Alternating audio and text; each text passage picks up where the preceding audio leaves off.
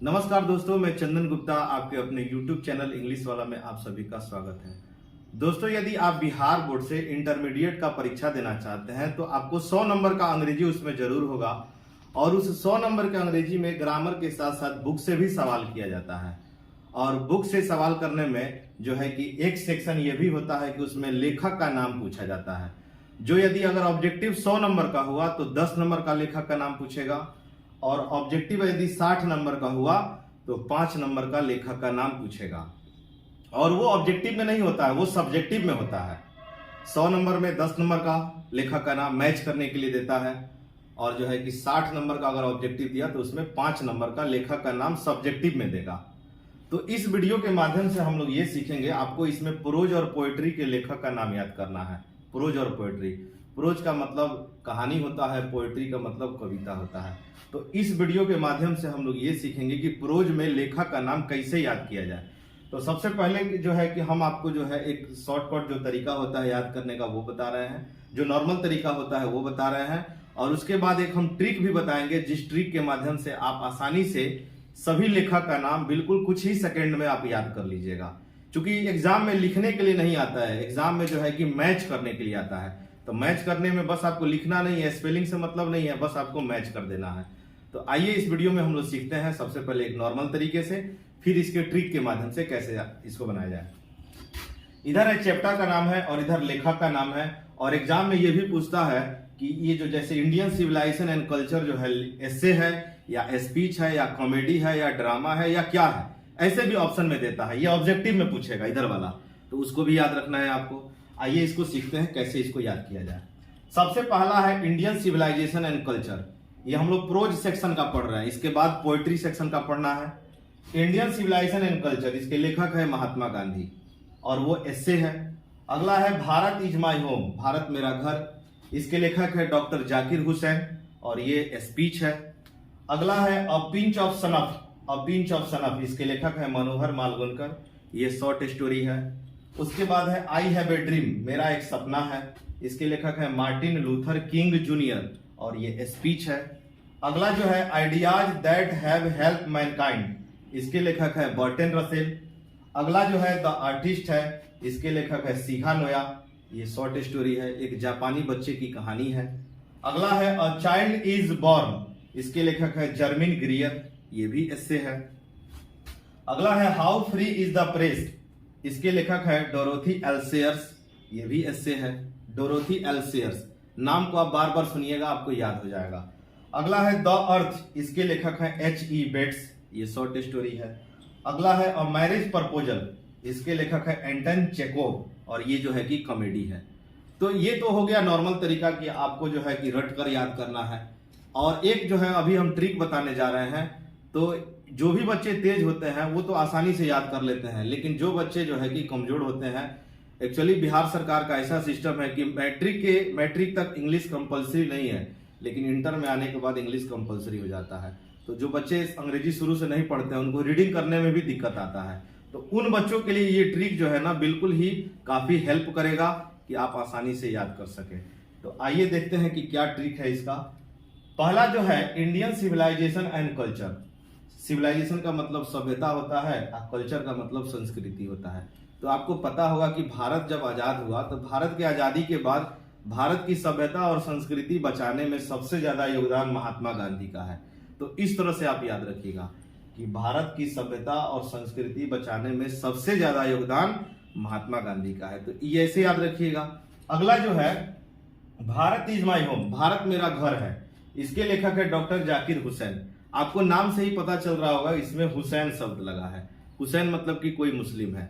तो जब भारत आजाद हो रहा था, आपको ये ट्रिक बता रहे हैं, ट्रिक के माध्यम से इसको कैसे याद रखिएगा कि जब भारत आजाद हो रहा था तो कुछ भारत के कुछ मुसलमान जो है कि पाकिस्तान में चले गए और कुछ मुसलमान ये बोले कि नहीं, भारत ही मेरा घर है और हम भारत में रहेंगे। तो आप इस ट्रिक के माध्यम से याद रखिएगा कि भारत मेरा घर है, तो भारत मेरा घर है कौन बोलेगा, कोई मुसलमान बोलेगा, मुस्लिम बोलेगा, इससे याद रहेगा डॉक्टर जाकिर हुसैन। इस तरह से याद रखिएगा। अगला है अ पिंच ऑफ सनफ। पिंच का मतलब होता है चुटकी और सनफ का मतलब सुंघनी होता है। सुंघनी मतलब आप इसको खैनी समझिएगा। एक चुटकी खैनी, एक चुटकी खैनी, इसको आप ऐसे इस ट्रिक से याद रखिएगा। जैसे मान लीजिए कि गांव देहात में कोई बच्चा जो है कि खैनी खाने का बड़ा शौकीन है, और जैसे उसके पास खैनी खत्म हो गया, जैसे देखेगा किसी को खैनी खाते हुए, तुरंत उसके मन में जो है कि मोह आ जाएगा, मन में मोह आ जाएगा, मन में लालच आ जाएगा, मन में लालच आएगा कि हम भी जो है कि खैनी थोड़ा सा खा लें, तो मांगने का कोशिश करेगा।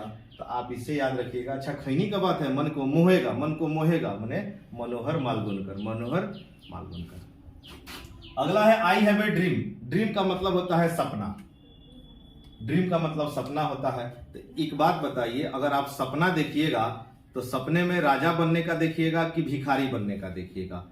जरूर है, आप सही सोचे हैं, आप राजा बनने के बारे में सोचिएगा। तो सपना, जैसे ही सपना का बात आएगा तो आपको जो है कि याद रखना है कि इसमें किंग भरना है। किंग सपना है यानी कि इसमें किंग भराएगा। अगला जो है ideas that have help Mankind. Help, इसमें मदद करने का बात है, मदद करना, मदद करना। तो जैसे ही मदद करने का बात आएगा तो मदद करने में आप ध्यान रखिएगा कि मदद करने में जो है ना, यहाँ पे लिखा है बर्टन रसेल, बर्टन रसेल लिखा हुआ है। किसी को मदद करने के लिए, जैसे कि हम लोग मिल बांट के मदद करते हैं, मिल बांट के, जैसे मान लीजिए कोई प्यासा वैसा हो तो मिल बांट कर हम लोग जो है उसको रस पिलाते हैं, मदद करते हैं। ऐसे आप याद रखिएगा।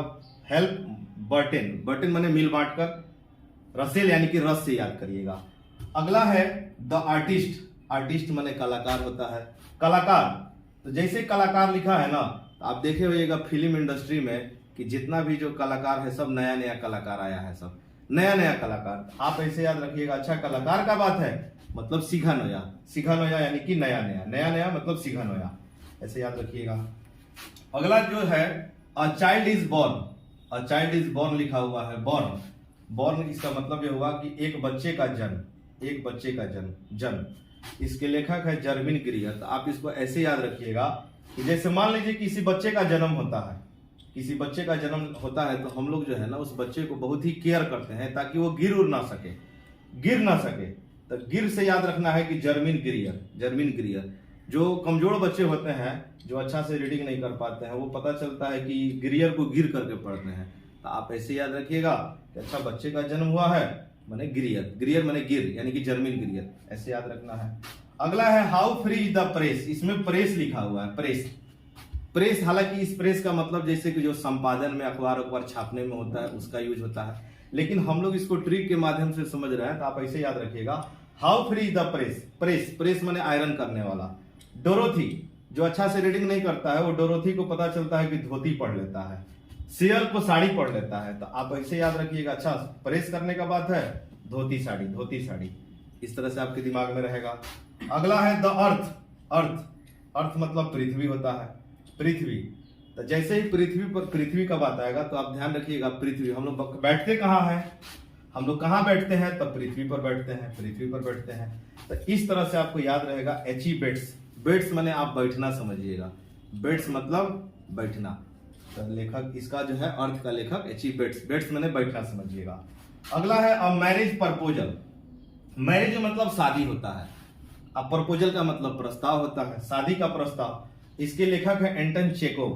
तो चेकोव को आप याद रखिएगा चिकन से, यानी कि शादी है यानी कि चिकन आपको मिलेगा खाने के लिए, शादी है मतलब आपको चिकन मिलेगा खाने के लिए। मैरिज चिकन, मैरिज चिकन, ऐसे आपको याद रखना है, यानी कि एंटन चेकोव। तो इस तरह से जो है कि आप ट्रिक के माध्यम से आसानी से सभी लेखक का नाम याद कर लीजिएगा।